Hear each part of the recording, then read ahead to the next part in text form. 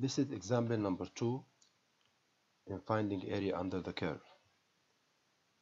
Using the limit process to find the area of the region between the graph of the function y equal 25 minus x squared over the given intervals, which is 1 and 4, sketch the region. First of all, we have to remember how can we graph this function. Y equal 25 minus x squared. It is a parabola but upside down. It intersects y-axis at the point 25 and intersects x-axis at the point 5 and negative 5. But we will concern only the part of the region which is between 1 and 4. So look at this graph. This is the graph of the function. The shaded area is the required. How can we find the area between this function, x-axis, and these two vertical lines? Before we start, we have to remember something.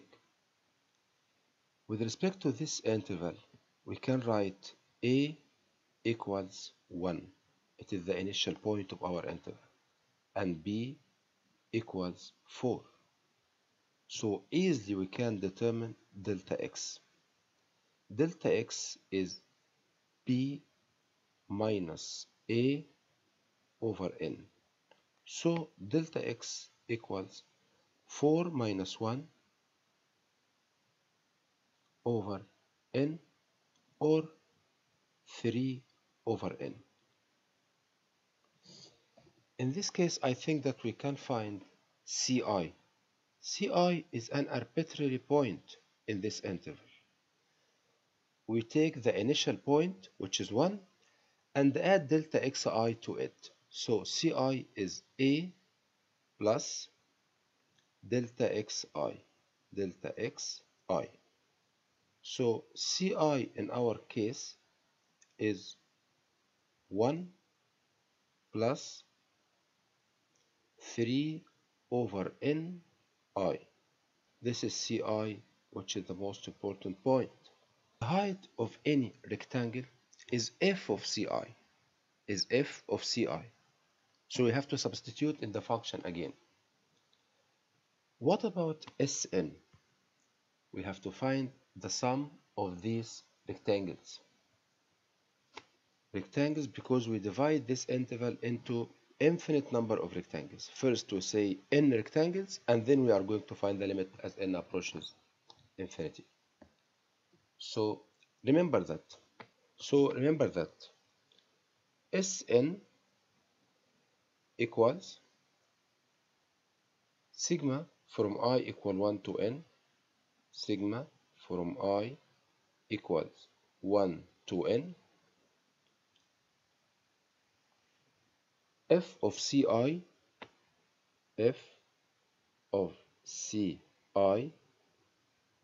into delta x. What is this? Let's into delta x.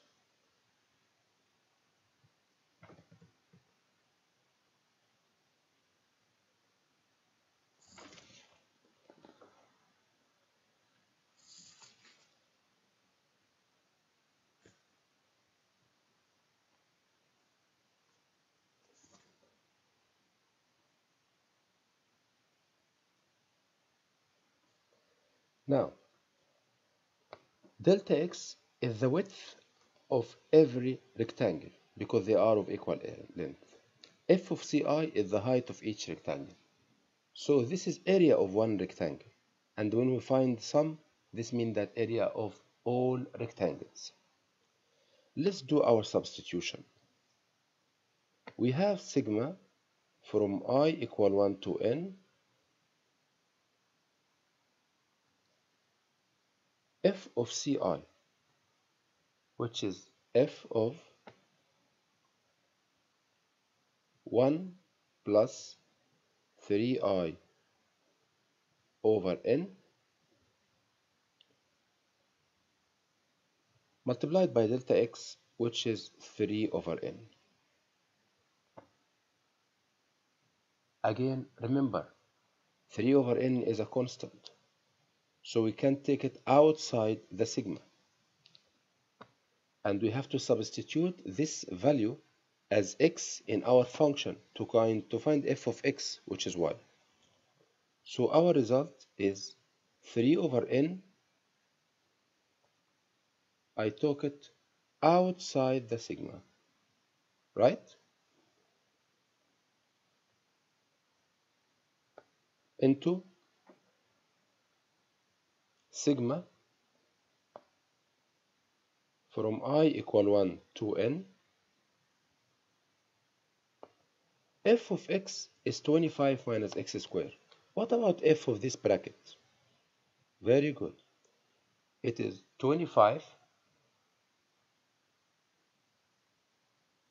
minus this thing square, which is 1 plus 3i over n, this is x squared. Everything here is f of x. And this width, we took it outside. So we have to remove this bracket and add like terms. This equals 3 over n. Sigma from I equal 1 to n. 25 minus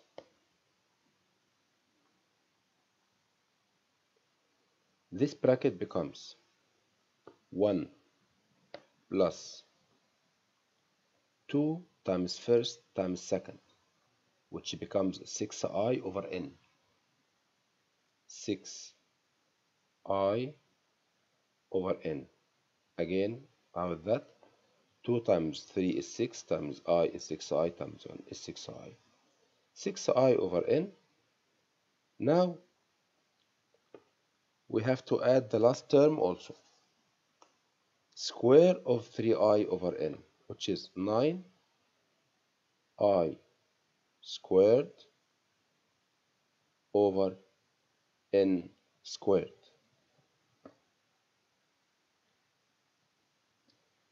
Before we complete, we have to remove this bracket.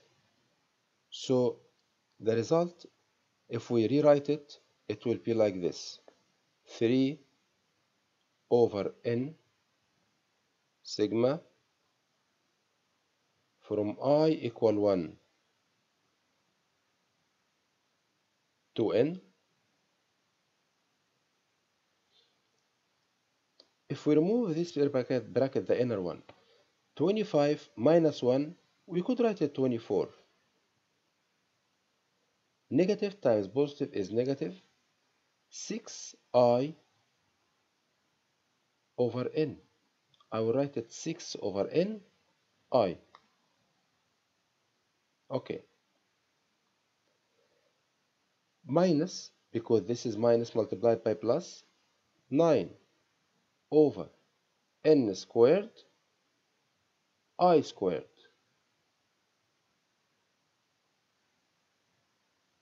Okay, let's close this bracket. Now we come to sigma sum. We said again, sigma sum is the sum of sigma. So we can distribute this sigma among them. We will rewrite it once more. 3 over n. Don't forget that 3 over n is multiplied by everything here in the sigma. Don't forget that 3 over n is multiplied by everything in this sigma. So we have to open bracket here. Because I'm going to take sigma 24 minus 6 over n sigma I minus 9 over n squared sigma I squared.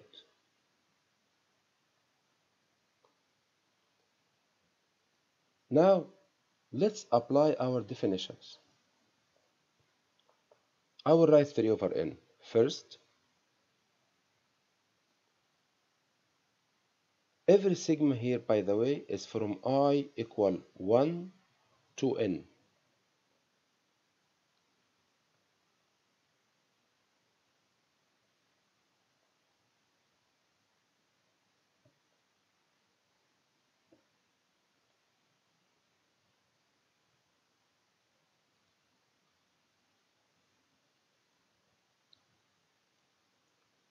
Sigma, the first sigma, is sigma constant. So we should multiply 24 by n. We write it 24 n minus 6 over n.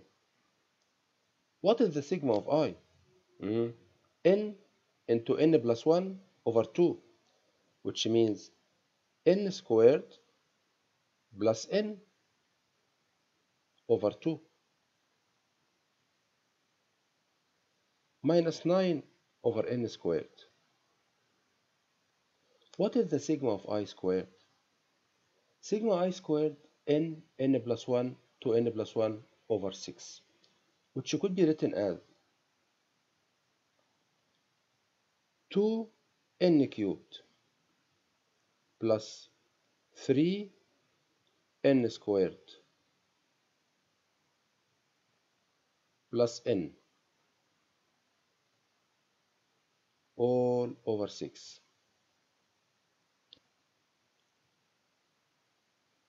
Now we can rewrite this by multiplying everything by 3 over n.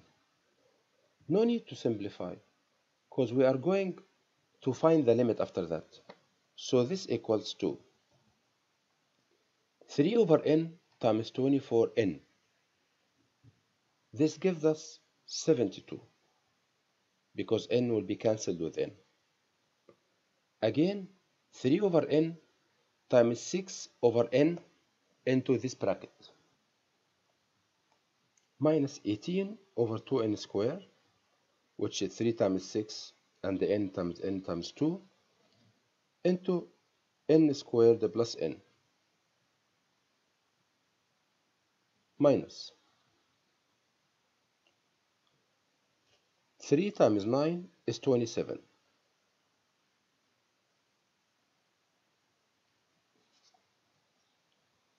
N times n squared times 6 is 6n cubed into this bracket, which is 2n cubed plus 3n squared plus n. Now, we know that area equal limit as n approaches infinity of Sn.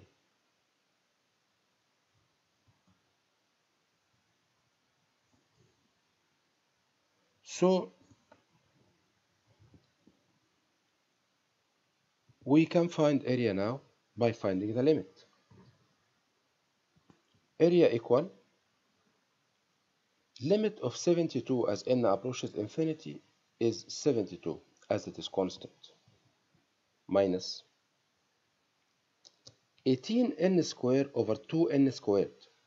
Powers up and down have the same coefficient, so we can cancel them, and the answer is 18 over 2.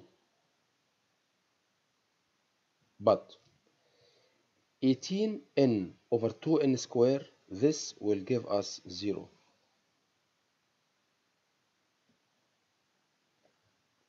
Minus 27 times 2 is 54 over 6 n cube over n cube. The limit of this is 1, so we accept it. With respect to the second term, it contains n squared over n cube, so it becomes 0. The third term, n over n cube, it becomes 0, because the limit as n approaches infinity of any fraction, if the higher power is down, gives 0.